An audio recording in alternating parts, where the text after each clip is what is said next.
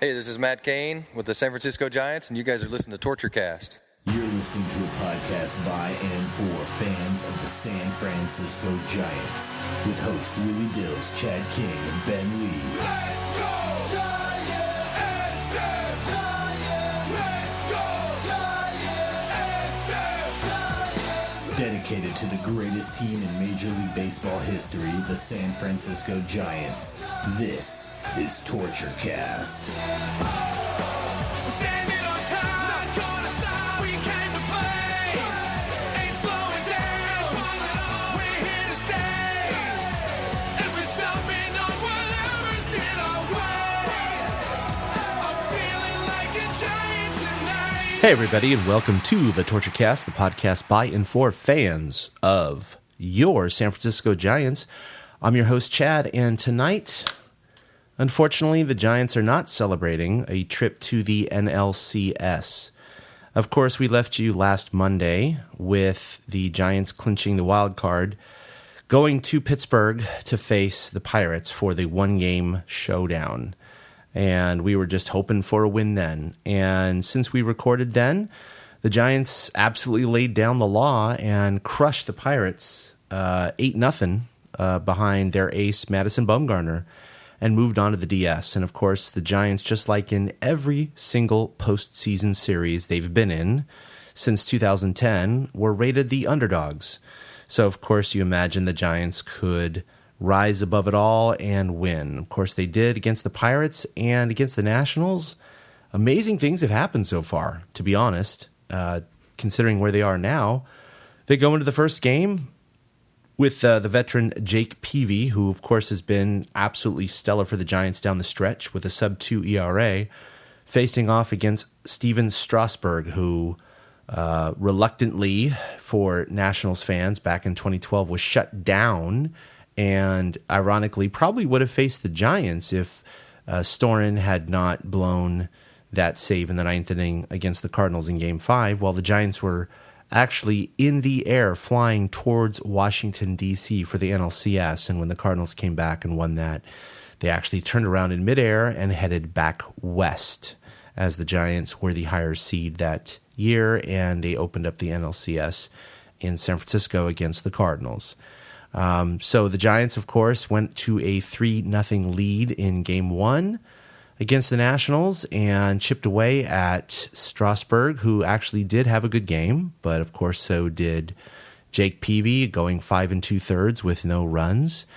Hunter Strickland had a couple of hiccups with a couple of solo shots from Harper and Cabrera, but Casilla came in and shut the door, and they took Game 1 from Washington. So you figured, hey, look, the Giants, their goal going to Washington is just a split, because when you split, you get the home field advantage. So they immediately had home field advantage and were guaranteed 2 games at AT&T Park.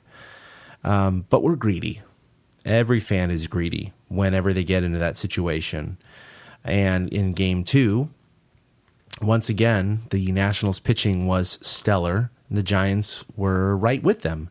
Tim Hudson dealing, pitching 8 innings, only giving up 1 earned run on 7 hits. Actually, I think he had 7 and maybe a third or 2/3. But regardless, he had a fantastic game. But we had Jordan Zimmerman, who ended his regular season with a complete game no-hitter to finish Game 162. So he came in hot, and he absolutely shut down the Giants.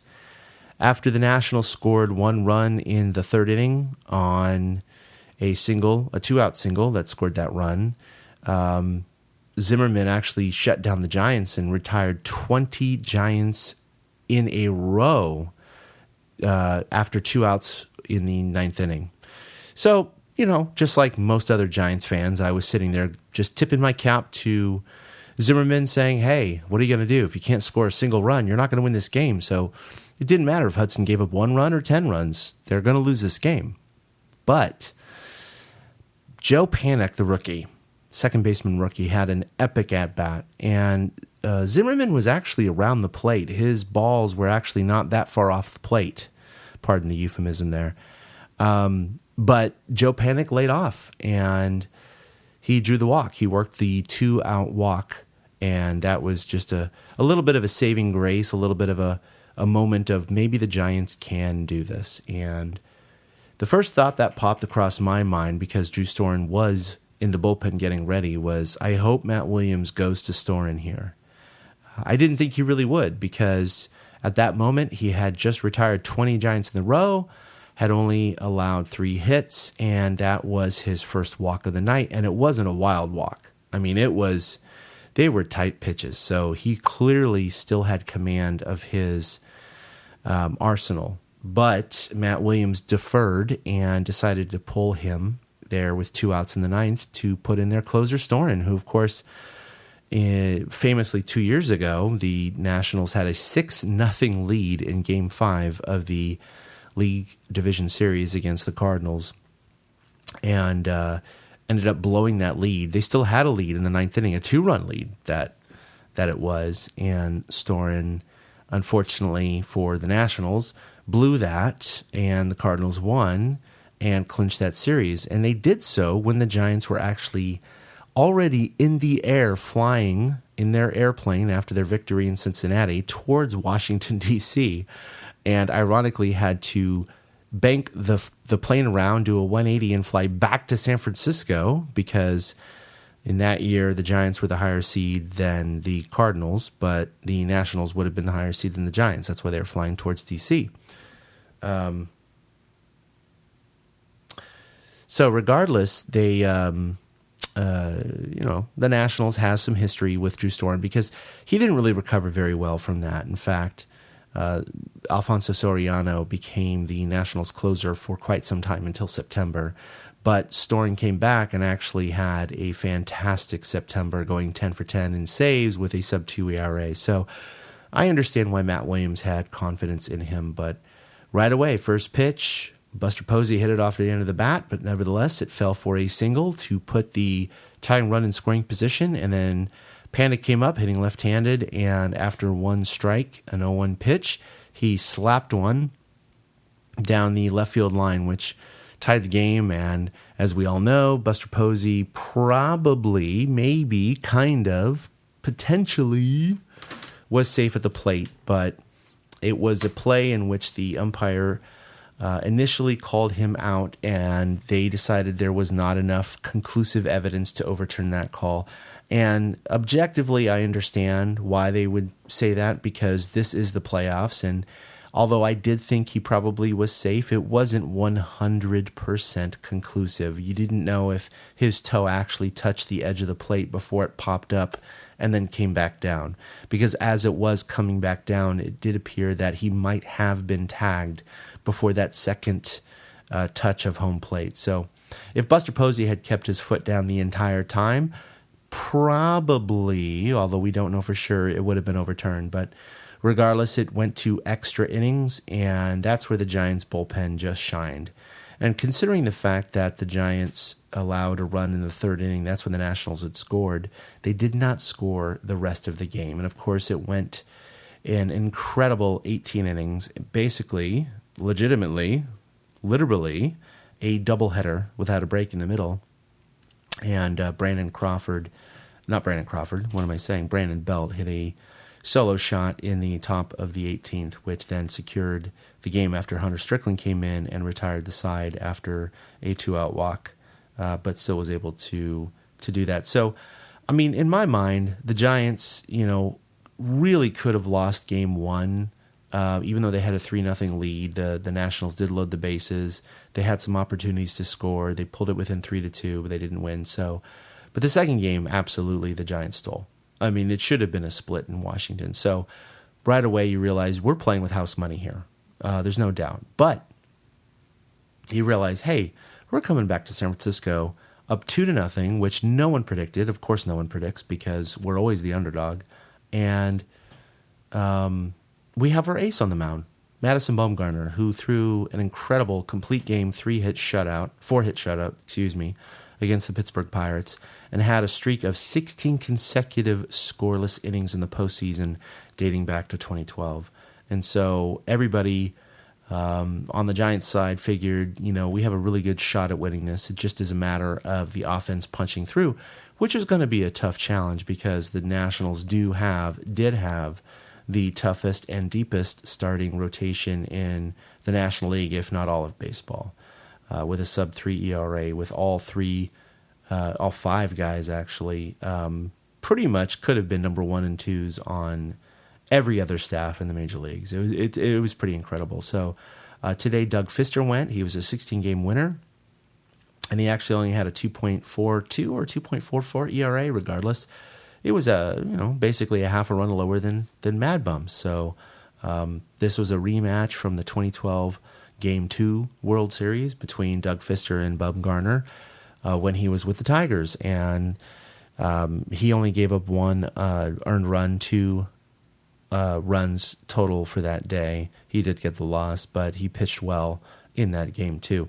MadBum had only pitched against the Nationals one time this year, and it was at AT&T Park. Unfortunately, he did lose that game 2-1, and we just figured, he's nails in the playoffs, and he's going to do well.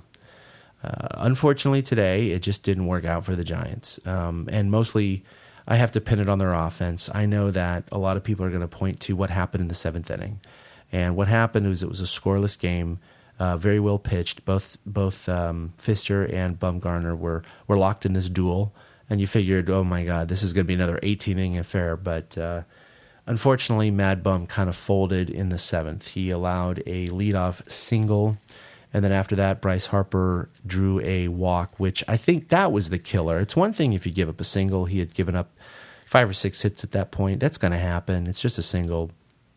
But the lefty-on-lefty matchup, you figured, favored Bumgarner, and he ended up walking Harper, which really, I think that was the catalyst to the inning, aside from the error.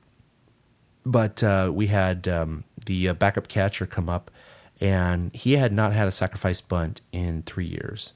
And when he took 3 consecutive pitches and got to a 1-ball, 2-strike count, you figured there's no way they're going to have this guy bunt.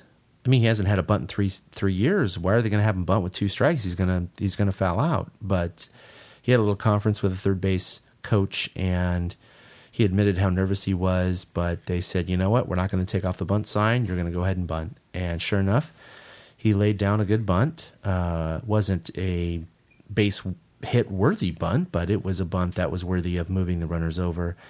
Unfortunately, as I read the post-game notes, it was Buster Posey who yelled to MadBum 3-3-3, which of course indicated to Madison throw to third base. And that was the wrong call. And Buster Posey and Madison Bumgarner both admitted later that absolutely was not the right call. Because as MadBum picked it up and fired to third, the replay clearly shows the runner was already folding his legs onto third base as the ball arrived. So even if the throw was accurate to Pablo, he would have been safe by 3 feet. And the bases would have been loaded with nobody out.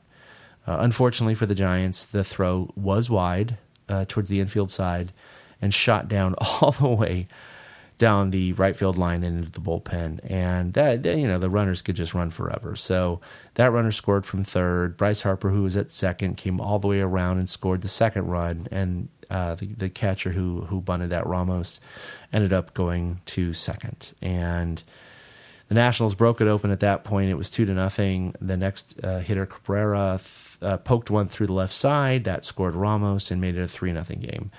They shut him down after that, but the damage was already done. So I know a lot of you out there are blaming Bumgarner for that throwing error, and yeah, we don't know what would have happened if he had not made that error or if he had thrown to first base.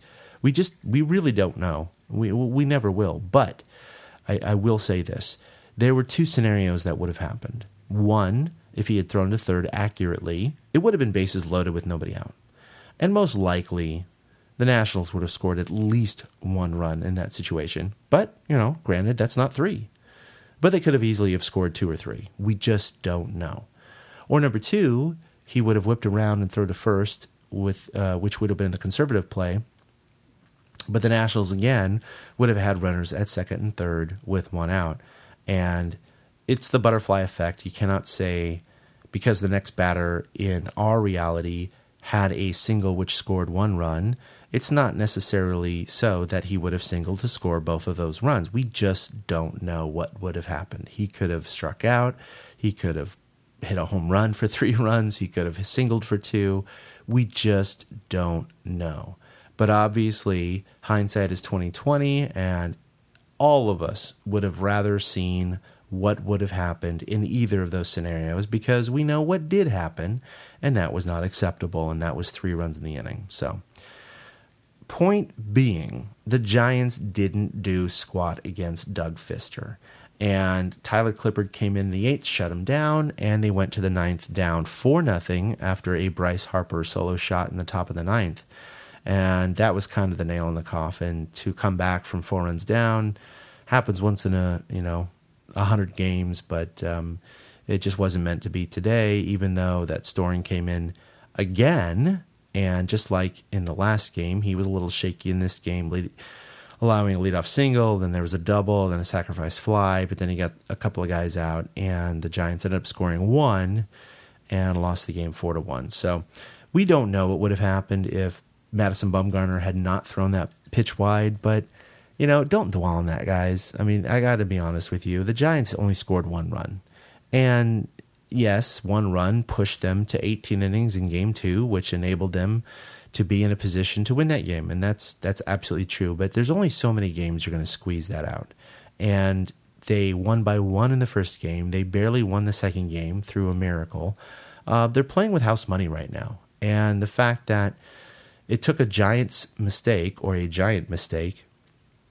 to open up the door for the Nationals today just speaks to what baseball is all about. Just like the Nationals in Game 1, they had 3 runs, the Giants did. One of them was unearned. So in a lot of sense, the Nationals gave up Game 1 with an error. And they gave up Game 2 with probably a managerial mistake and an inability to score. So the first 2 games were so tight and so well played. It could have easily been tied, or it could have easily been Nats up 2-0, and they could have been sweeping the series today. So the way I look at it right now is the Giants, in all likelihood, should have lost Game 2. They would have been tied coming back today. If they had won today, we'd be happy they were up 2-1. Well, guess what? They're still up 2-1. Now, the pessimist in me is a little concerned because we all know as Giants fans what the Giants did to the Cincinnati Reds back in 2012 and what they did to the Cardinals that series that followed it. The Giants were down 2-0 to the Cincinnati Reds, and they won 3 consecutive games in Cincinnati to take that series. Then they were down 3-1 to St. Louis, and Barry Zito somehow mustered up a win against St. Louis in Busch Stadium. And then it went back to San Francisco, and of course the Giants won those 2 games. So in both series, the Giants, in consecutive series, won 3 games in a row, which was 6 consecutive elimination games, which we all know about. And it's famed. It's written in the annals of Major League Baseball history. It's absolutely possible. The A's lost to the Yankees back in 01 or 02, down 2-0. The Red Sox, of course, came back against the Yankees when they were down 3-0. I mean, it's happened many times. It's not common.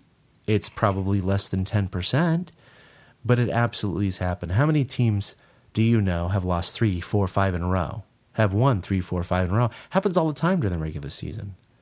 So I saw a lot of cocky Giants fans out on Twitter today and yesterday saying, this is going to be a sweep. MadBum's out there. He's going to kill him, blah, blah, blah, blah. And I admit, I'm a little bit of a pessimist. And the fact that the Giants have won 10 postseason games in a row dating back to 2012 is more than incredible. That set a National League record. MadBum coming into today had 16, I believe, consecutive scoreless innings, and he went another 6. So that's a total of 22 scoreless innings before the Nats pounced for 3, 2 earned in the 7th. there's only so long this is going to last. The Giants can't win 20 postseason games in a row. They're not going to sweep the entire playoffs. MadBum's not going to have 50 consecutive scoreless innings in the playoffs. Things are going to end. It's just a matter of when and how it's timed. And unfortunately for the Giants today, it was timed simultaneously with them not scoring any runs. If MadBum gave up 3 runs in Pittsburgh, guess what? They would have won 8-3. No big deal. No one would have been talking about it. But Doug Fister shut the Giants down, and it was their offense really which was to blame today. Or you could tip your cap to Doug Fister, just like we probably should have to Jordan Zimmerman in Game 2. But that's the strength of the Nationals pitching. They have not had bad pitching. They've had a couple of choke points, but they have not had bad pitching. You have Strasburg, 2 earned runs in Game 1. That was it, through 9. You have Zimmerman with 1 earned run, of course, because it was a blown save, and then the 1 earned run in the 18th. So they gave up 2 earned runs in 18. So that's an ERA of 1, and they lost. It's an ERA of 2 in Game 1, and they lost. And today, it was an ERA of 1, and they won. So what is that? The Nats ERA is under 2 for 3 games, and yet they're 1-2. So their pitching has been exactly as advertised. It's the Giants hitting and the Giants pitching and the timely hitting that has put them ahead 2-1. So unfortunately, I think the Giants' luck is wearing thin. Like I said, they're playing with house money. And tomorrow we have Ryan Vogelsong going for the Giants. And we don't know if it would have been Yusmeiro Petit. He came in and threw 6 scoreless, 1-hit innings in that incredible Game 2, knowing every single time he took the bump that if I give up a run, the game is over. I can't imagine pitching under that kind of duress, but he performed admirably. And unfortunately, because of those 6 innings, he is definitely not available to start Game 4. And I think Ryan Vogelsong is really the only logical person that Bochy could throw out there. So unfortunately, the Nationals have 5 stud starters, and they're going to be throwing their only lefty in the starting rotation, Gio Gonzalez, who had a sub-3 ERA, and the Giants were 1 game under 500 against lefty starters this year. In fact, they hit righties much better than lefties. So just like the rest of the playoffs on paper, this game favors the Nationals, but you just can't consider that as a factor at this point. The Giants just keep on bumping the trend until today. In fact, today, ironically, the Giants were the one that were favored, and they lost. So every single game in this series and in the postseason for the Giants, the favorite team has lost. And in fact, every road team has won. The Giants beat Pittsburgh in Pittsburgh. The Giants beat Nationals 2 in a row. And now the Nationals beat the Giants in San Francisco. So the road team has won every game thus far, and the favorite has lost every game thus far. So if that trend continues, that should be good for the Giants tomorrow. But I am a little concerned because Ryan Vogelsong, who has definitely been nails in the 2012 postseason, has definitely been up and down. And even though he has an incredible amount of rest, so has Gio Gonzalez. So I think you kind of have to nullify that advantage for the Giants. But I think Bruce Bochy clearly is going to have an extremely short leash tomorrow with Vogelsong, because the prospect of facing Steven Strasburg in Washington for Game 5 with all of the momentum back on Washington's side on Thursday is just a situation the Giants absolutely need to avoid. Have they done well in that situation? Yeah, 6 times in a row they did well in that situation in 2012. There's no doubt. But there's only so long that luck and perseverance is going to last. You're not going to win 20 consecutive elimination games. It's just not going to happen. The fact that they've gone 6 is ridiculous. The fact that they won 10 postseason games in a row until today is ridiculous. that MadBum had 22 scoreless innings in a row is ridiculous. The Giants are an incredible playoff team. There's no doubt about it. So many of the pundits have now been beginning to recognize their infallibility in the playoffs, if you will. But the reality is that they're not infallible. Clearly, if they win the World Series this year, maybe I'll say they are. But eventually they will lose in the playoffs. Even if it's not this year, it could be next year, it could be 10 years from now. The Giants will eventually lose a series in the playoffs. And so they just need to look at tomorrow's game as an elimination game, as far as I'm concerned, because going back to Washington in that environment, which was insane, with Strasburg throwing against Peavy, with all the momentum back on Washington's side. I mean, look, it's back to a wild card game. You're back to going to Pittsburgh, and unfortunately, Pittsburgh had not won 2 in a row. It was just kind of an even, like, oh, it's just a home game for Pittsburgh. But if Washington comes in here and beats us 2 games in a row and goes back to Washington with Strasburg going, they clearly have the psychological edge. So to me, tomorrow's a must-win. It really is. I mean, not literally because they still have one more chance, but they really need to seal this off tomorrow, because if they do, it's going to allay all of our fears, and then we'll have feels afterwards.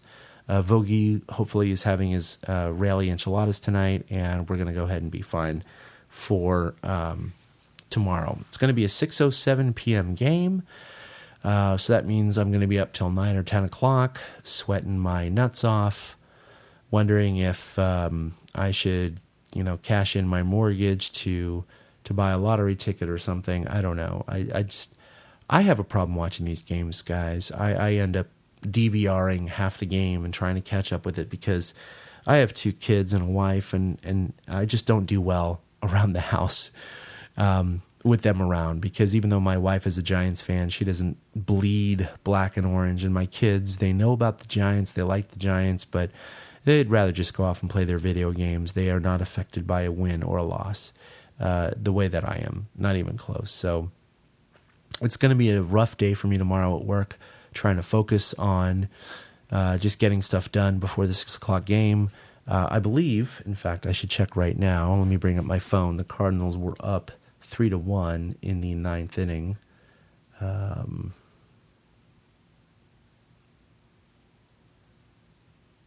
Yes, so the Cardinals did seal off the Dodgers. They won 3-1. So the Cardinals are in the same exact boat as the Giants. And here it is. It seems kind of funny because I'm sure Cardinals fans right now are celebrating. They're going, hey, we got one more game at home and we're up 2-1. And Giants fans are saying, hey, we have only one more game at home and we're only up 2-1. Same situation. It's just the order in which the games were won. So, again, on paper tomorrow, you never know what's going to happen. Ryan Vogelsong has come through before. Hopefully he eats his rally enchiladas tonight and throws some cereal bowls against the wall tomorrow. Sorry that Willie and Ben were not here tonight. They were busy. But I did want to make sure that I wanted to have a couple of rum and cokes and then come to you with at least one episode of the Torture Cast to talk about the Giants' postseason victories so far. And in fact, Ben is saying, yep, I can't do it. He was out tonight. All right, so anyway, for the absent Ben Lee and for the absent Willie Dills, I am Chad King. You can follow us collectively at TortureCast on Twitter. You can follow us on Facebook at TortureCast. That's facebook.com/TortureCast. You can email us at mail@torturecast.com. Sorry we didn't come to you live tonight like we normally do on YouTube, but it just wasn't going to work out tonight. Hopefully, we'll come to you next Monday when the Giants are in the National League Championship Series against the Cardinals or the Dodgers, which is another interesting fact, because if you told me the Giants, if I had a crystal ball and they said the Giants were absolutely going to win the World Series this year, I would absolutely want the Giants to face the Dodgers in the NLCS, knowing that they would beat them. But not knowing that they're going to beat them at this point, I'm rooting for the Cardinals. The Giants have beaten the Cardinals, a couple of times before in 2002 and, of course, in 2012. They've handled them, so hopefully they can do so again this year. But let's not get ahead of ourselves.